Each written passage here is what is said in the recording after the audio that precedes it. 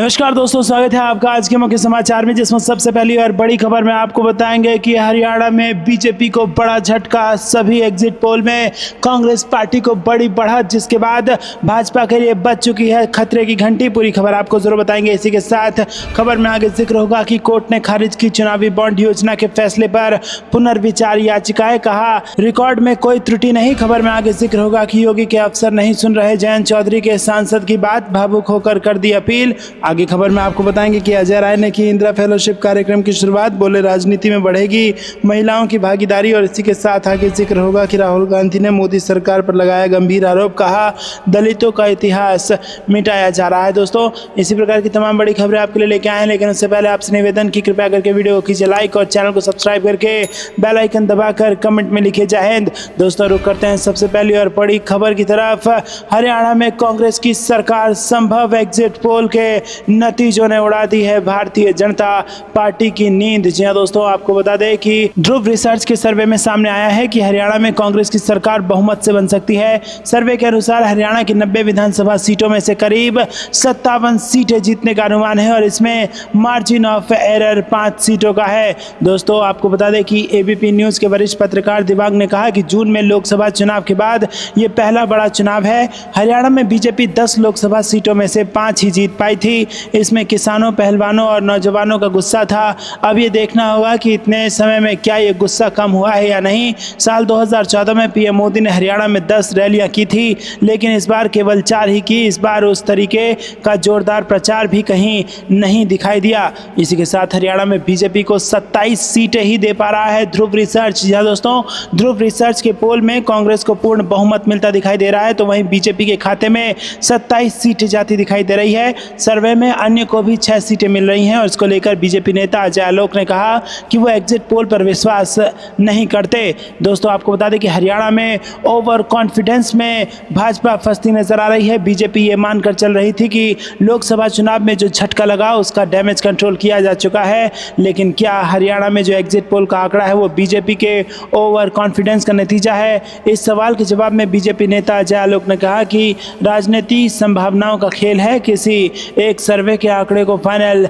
नहीं माना जाना चाहिए। दोस्तों, मैट्रिक्स के एग्जिट पोल में भी कांग्रेस को भारी बढ़त मिली है। मैट्रिक्स के एग्जिट पोल में कांग्रेस को बढ़त मिलती दिखाई दे रही है और सर्वे के हिसाब से हरियाणा की 90 विधानसभा सीटों में से करीब 55 से 62 सीटों पर कांग्रेस की बढ़त बन सकती है। वहीं पोल के अनुसार बीजेपी को 18 से 24 सीटें मिल सकती हैं और इसके अलावा आईएनएलडी प्लस के पास भी 3 से 6 सीटें जाती दिखाई दे रही हैं और जेजेपी की 0 से 3 सीटों पर बढ़त मिलती दिखाई दे रही है। अन्य के खाते में 2 से 5 सीटें जा सकती है।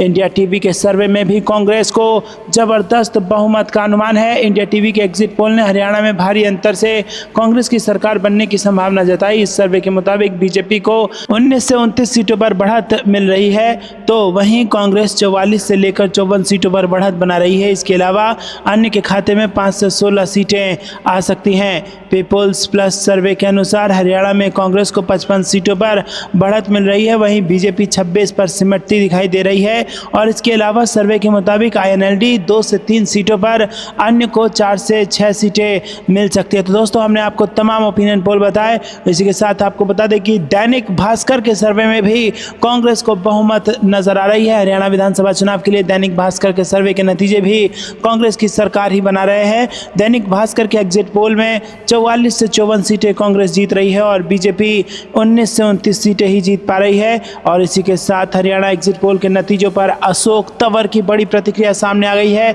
हरियाणा और जम्मू कश्मीर के लिए एग्जिट पोल के अनुमानों पर कांग्रेस नेता अशोक तंवर ने कहा कि एग्जिट पोल के पूर्वानुमान के अनुसार हम यानी कि कांग्रेस जम्मू कश्मीर में 50 से 61 सीटें जीत जाएंगे, जबकि हरियाणा में भी कांग्रेस 55 से 65 सीटों पर जीतेगी। इसी के साथ उन्होंने दोनों राज्यों के लोगों को धन्यवाद भी दे ही दिया है। बीजेपी ही हरियाणा में बनाएगी सरकार, ये बड़ा बयान तरुण चुग का इसी बीच आ चुका है। एग्जिट पोल के नतीजों पर बीजेपी के राष्ट्रीय महासचिव तरुण चुग ने कहा कि नतीजे इससे बेहतर होंगे। बीजेपी हरियाणा और जम्मू कश्मीर दोनों में पूर्ण बहुमत की सरकार बनाएगी। लोगों का आशीर्वाद बीजेपी के साथ है। इसी के साथ दोस्तों, आपको बता दें कि एग्जिट पोल के नतीजों पर भूपेंद्र हुड्डा की भी टिप्पणी आ गई है। हरियाणा के पूर्व मुख्यमंत्री और कांग्रेस के सीनियर नेता भूपेंद्र सिंह हुड्डा ने कहा कि कांग्रेस के पक्ष में हरियाणा में लहर चल रही है। है। भारी बहुमत से कांग्रेस जीतेगी। सीटों के बारे में तो मैं नहीं कह सकता, लेकिन हमारी 60-70 से ज़्यादा सीटें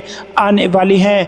वहीं एग्जिट पोल के नतीजों पर आम आदमी पार्टी की प्रतिक्रिया भी सामने आ गई है। आम आदमी पार्टी हरियाणा के अध्यक्ष सुशील गुप्ता ने एग्जिट पोल के नतीजों पर प्रतिक्रिया देते हुए कहा कि हरियाणा में आप निर्णायक भूमिका में रहेगी। इसी के साथ पी मार्क के सर्वे में कांग्रेस को सबसे ज़्यादा 61 सीटें दिखाई गई है और वहीं INLD प्लस को 2-3 सीटें मिलने का अनुमान जताया जा रहा है। जिस्ट के सर्वे में भी कांग्रेस को 53 सीटें मिल रही हैं। इसी के साथ एग्जिट पोल कुछ भी कहे, बनेगी बीजेपी सरकार, ये बड़ा बयान मोहनलाल बड़ौली ने दे दिया है। तो दोस्तों, हमने आपको India TV, NDTV, Dainik Bhaskar, People's Plus, P Mark और ध्रुव रिसर्च सबके आंकड़े बताए और बताया कि इनमें ज़्यादातर में कांग्रेस पार्टी बहुमत के साथ सरकार बनाने वाली है। जिसके बाद तमाम पार्टियों की क्या प्रतिक्रियाएं आई हैं, सब कुछ आपको बताया। रुक करते हैं अगली ब्रेकिंग न्यूज़ की तरफ। कोर्ट ने खारिज की चुनावी बॉन्ड योजना के फैसलों पर पुनर्विचार याचिकाएं, कहा रिकॉर्ड में कोई त्रुटि नहीं। जी हाँ दोस्तों,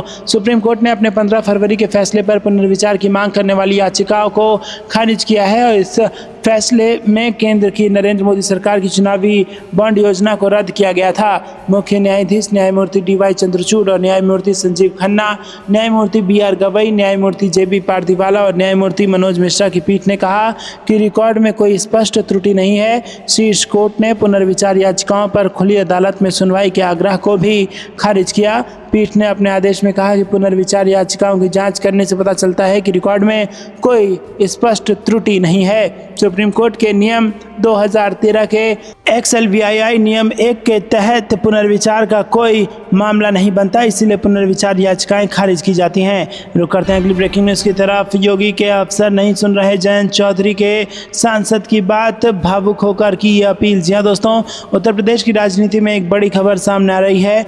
रालोद मुखिया और केंद्रीय मंत्री जयंत चौधरी के सांसद डॉक्टर राजकुमार सांगवान की योगी के अफसर नहीं सुनते। बागपत सांसद डॉक्टर राजकुमार सांगवान का दर्द जुबां पर आया। इसके साथ ही उन्होंने बागपत पुलिस पर कई गंभीर आरोप लगाए हैं।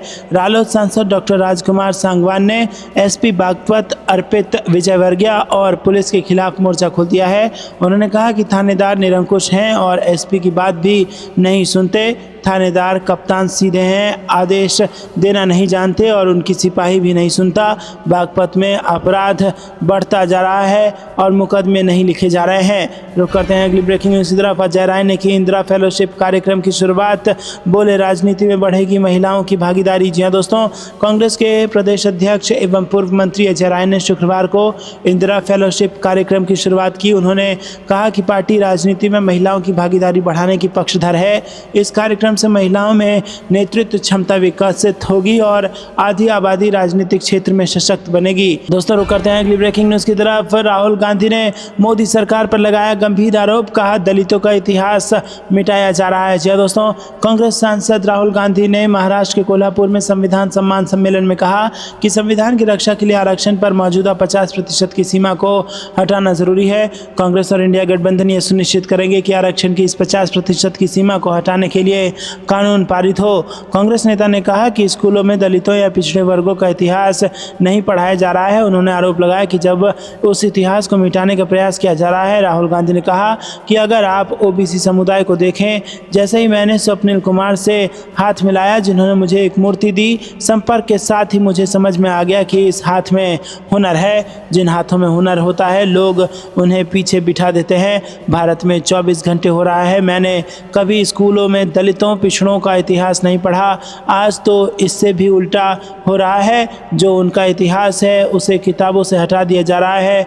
इतिहास के बिना, अपनी जगह और स्थान की समझ के बिना शिक्षा संभव नहीं है। दोस्तों, आपको क्या कुछ लगता है कमेंट में जरूर बताइए और वीडियो को लाइक नहीं किया तो लाइक जरूर कीजिएगा। रुक करते हैं अगली ब्रेकिंग न्यूज़ की तरफ।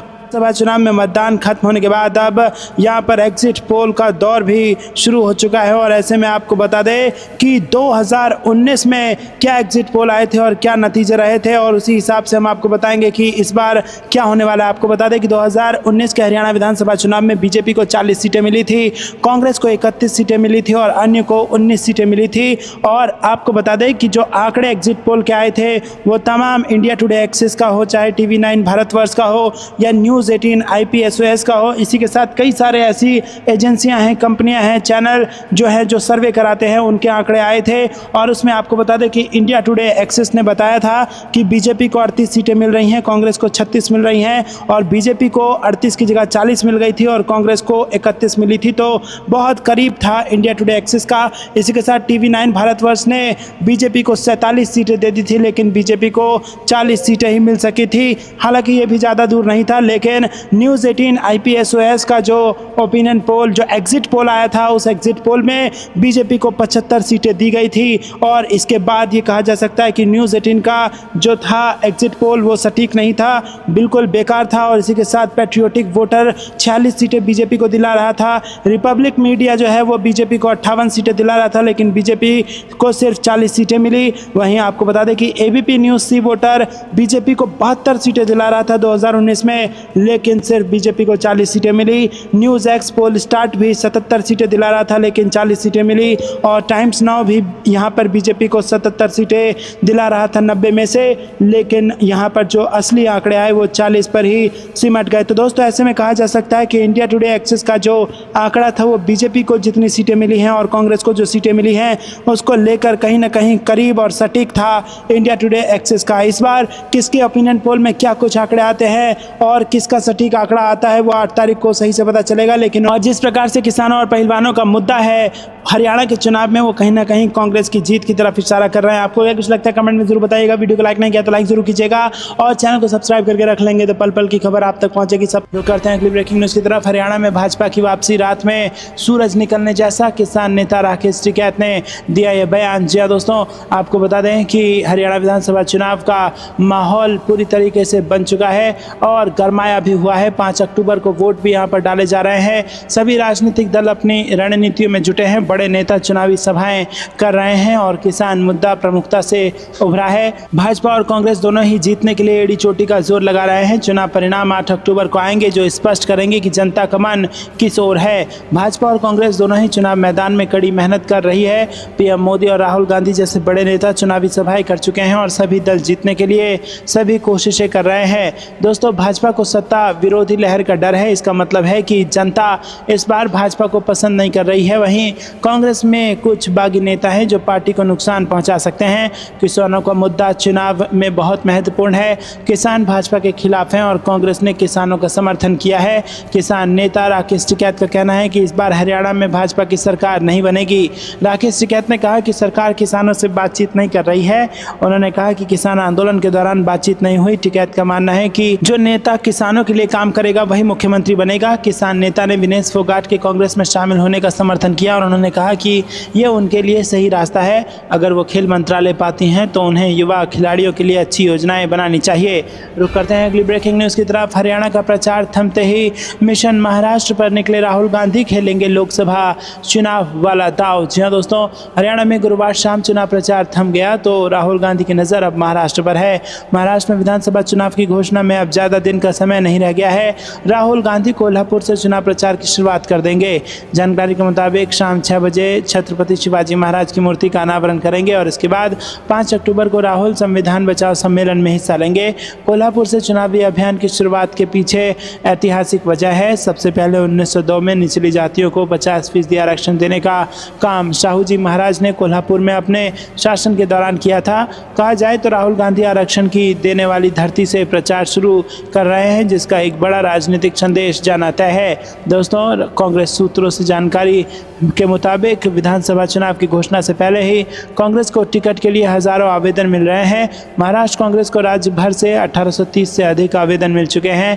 ज़्यादातर टिकट आवेदन विदर्भ और मराठवाड़ा क्षेत्रों से मिल रहे हैं। इन इलाकों में दलित, मुस्लिम और मराठा कांग्रेस और अघाड़ी का समर्थन कर रहे हैं। अब तक मिली जानकारी बताती है कि कांग्रेस 288 में से 100 से 110 सीटों पर चुनाव लड़ सकती है। रुक करते हैं अगली ब्रेकिंग न्यूज़ की तरफ। महाराष्ट्र में चुनाव से पहले बीजेपी को झटका। हर्षवर्धन पाटिल पाटिल समर्थकों के साथ शरद गुट में होंगे शामिल। जी दोस्तों, महाराष्ट्र भाजपा नेता हर्षवर्धन पाटिल ने शुक्रवार को घोषणा की है कि वो अपने समर्थकों के साथ एनसीपी में शामिल होंगे। इससे एक दिन पहले उन्होंने मुंबई में पार्टी प्रमुख शरद पवार से मुलाकात की थी। मुलाकात गुरुवार को पवार से दक्षिण मुंबई में उनके सिल्वर ऑक्स आवास पर मुलाकात की और इसके बाद आपको बता दें कि उन्होंने दावा किया कि शरद पवार ने उनसे उनकी पार्टी में शामिल होने और विधानसभा चुनाव लड़ने का आग्रह किया है। महाराष्ट्र में विधानसभा चुनाव अगले महीने होने की संभावना है। रुक करते हैं कि ब्रेकिंग न्यूज तरफ। रॉबर्ट वाड्रा को जमीन देने का सबूत दिखा दें, राजनीति छोड़ दूंगा। हुड्डा ने बीजेपी को दी चुनौती, बोले 10 साल चलाई गोलियों की सरकार। जी हाँ दोस्तों, आपको बता दें कि पूर्व मुख्यमंत्री भूपेंद्र सिंह हुड्डा ने भाजपा के तीखे सवालों का जवाब करनाल में दिया। उन्होंने कहा कि भाजपा ने 10 वर्ष प्रदेश में लाठियां और गोलियों की सरकार चलाई है। इस जन विरोधी सरकार के समय में रिकॉर्ड 78 लोग पुलिस की गोली से मारे गए थे। पंचकुला में डेरा प्रकरण के दौरान 40 लोगों की मौत हुई थी, जिसमें सबसे ज़्यादा दलित थे। जबकि भाजपा ने कोर्ट के आदेशों के खिलाफ पंचकुला में लोगों की भीड़ एकत्रित होने दी थी। खुद हाई कोर्ट ने 40 लोगों की पुलिस फायरिंग में मौत पर सवाल उठाए, लेकिन भाजपा किसी का जवाब नहीं दे पाई। उन्होंने चुनाव प्रचार के अंतिम दिन करनाल के होटल नूर महल सभागार में पत्रकारों से बातचीत की। उन्होंने कहा कि भाजपा कांग्रेस के बारे में सस्ती जमीन अधिग्रहण का आरोप लगाती है। रुक करते हैं अगली ब्रेकिंग न्यूज़ की तरफ। पूजा की थाली हुई महंगी, अखिलेश यादव का बीजेपी सरकार पर हमला। जी दोस्तों आपको बता दें कि उत्तर प्रदेश के पूर्व मुख्यमंत्री और समाजवादी पार्टी प्रमुख अखिलेश यादव ने भारतीय जनता पार्टी सरकार पर जबरदस्त हमला बोला है। नवरात्रि की शुरुआत के साथ ही पूजन सामग्री के बढ़े दामों को लेकर उनका हमला सामने आया है। सपा प्रमुख ने एक न्यूज़ क्लिप को सोशल मीडिया एक्स पर पोस्ट करते हुए भारतीय जनता सब पार्टी सरकार से एक्शन लेने की बात कही है। उन्होंने कहा कि कम से कम आस्था को तो मुनाफाखोरी और महंगाई के चंगुल से बीजेपी सरकार मुक्त कराए। दरअसल बाजार में इस समय मखाना 1200 रुपये, काजू 900 और कपूर 650 रुपये किलो बिक रहा है। बढ़ी दरों ने लोगों को परेशान किया है। इसी पर अखिलेश यादव का ताज़ा हमला सामने आया है। अखिलेश यादव ने न्यूज़ रिपोर्ट के हवाले से स्पष्ट तौर पर भाजपा सरकार के खिलाफ करारा हमला बोला। दरअसल गुरुवार से नवरात्रि की शुरुआत हो गई है। इसके साथ ही बाजार में महंगाई अपना असर दिखा रही है। एक रिपोर्ट सामने आई है जिसमें दावा किया गया है कि पूजा और व्रत की थाली पर भी महंगाई की मार पड़ रही है। इसी रिपोर्ट को शेयर करते हुए अखिलेश यादव ने केंद्र और प्रदेश की भाजपा सरकार पर निशाना साध दिया है। रुक करते हैं अगली ब्रेकिंग न्यूज़ की तरफ। राहुल गांधी ने पीड़ित परिवार से की बात। सांसद शर्मा ने भी सरकार प्रशासन पर लगाए गंभीर आरोप। जहां दोस्तों, उत्तर प्रदेश के अमेठी में दलित परिवार के 4 सदस्यों की गोली मारकर हत्या की वारदात से पूरे इलाके में हड़कंप मचा हुआ है। और इस बीच अमेठी के सांसद किशोरी लाल शर्मा ने लोकसभा में विपक्ष नेता और कांग्रेस सांसद राहुल गांधी के मृतक के परिवार के सदस्यों से फोन पर बातचीत कराई। मीडिया रिपोर्ट के अनुसार राहुल गांधी ने न्याय दिलाने व दोषियों को सजा दिलाने का आश्वासन दिया है। इसके अलावा राहुल गांधी ने हर संभव मदद व मुआवजा दिलाने का भी आश्वासन दिया है। केएल शर्मा ने कहा कि राहुल गांधी को इस घटना की जानकारी दी गई थी।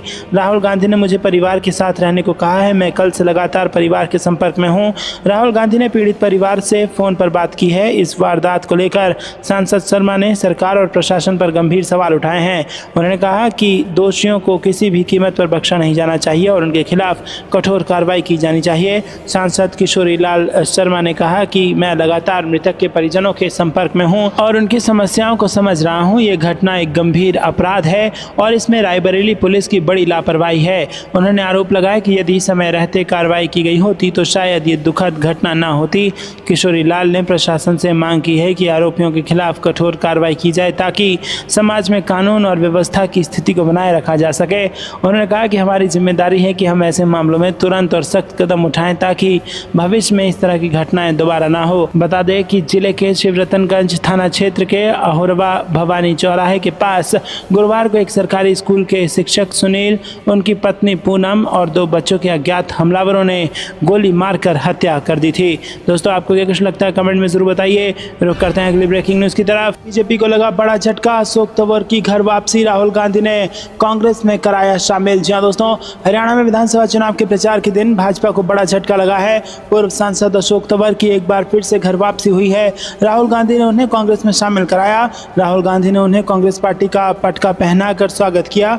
आपको बता दें कि अशोक तंवर हिसार से लोकसभा सांसद और हरियाणा कांग्रेस के अध्यक्ष रह चुके हैं। पूर्व सीएम भूपेंद्र हुड्डा के साथ राजनीतिक मतभेद के कारण उन्होंने 5 अक्टूबर 2019 को कांग्रेस की प्राथमिक सदस्यता से इस्तीफा दे दिया था।